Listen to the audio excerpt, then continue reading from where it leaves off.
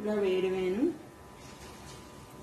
ఇలా వేసినాయి. ఇవి colour change అయ్యి బాగా వేగేదాకా ఉంచుకోవాలి. ఇవి బాగా తిరగేసి బ్రౌన్ కలర్ వచ్చేదాకా, బాగా బ్రౌన్ కలర్ వచ్చేదాకా వేయించుకోవాలి. ఇవి బాగా వేగే ఇవి ఒక ప్లేట్లోకి తీసేసుకుంటున్నాను. ఇలా రెడీ అయిపోయాయి.